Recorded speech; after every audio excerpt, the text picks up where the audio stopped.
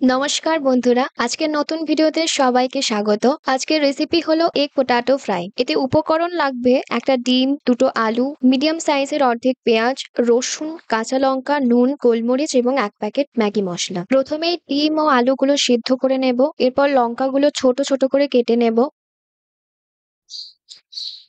একইভাবে পেঁয়াজটাও কুচি কুচি করে কেটে নিতে হবে। এরপর রসুনগুলো খোসা ছাড়িয়ে গ্রেট করে নিতে হবে।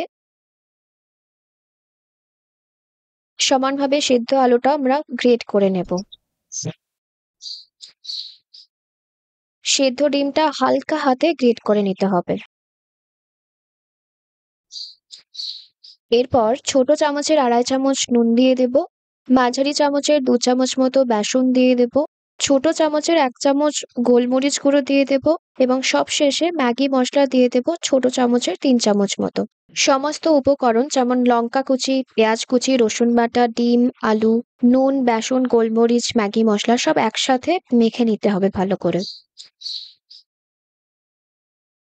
এরপর হাতে একটু তেল মাখিয়ে নিয়ে মিক্সচারটা থেকে একটু একটু করে নিয়ে একটা আকার দিয়ে বানিয়ে নিতে হবে। সবকটা বানানো হয়ে গেলে একটা একটা করে নিয়ে হালকা হাতে বিস্কুটের গুঁড়ো মাখিয়ে নিতে হবে। এবার কড়াইতে সাদা তেল নিয়ে নেব। এটা কম তেলে হালকা হাতে ভাজতে হবে।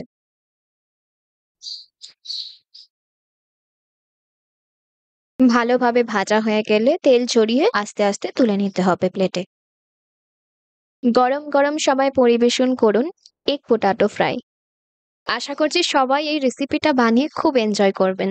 অবশ্যই আমায় জানাবেন কিন্তু। সবাইকে অসংখ্য অসংখ্য ধন্যবাদ এতক্ষণ ধরে এই ভিডিওটি দেখার জন্য। দেখা হচ্ছে পরের ভিডিওতে।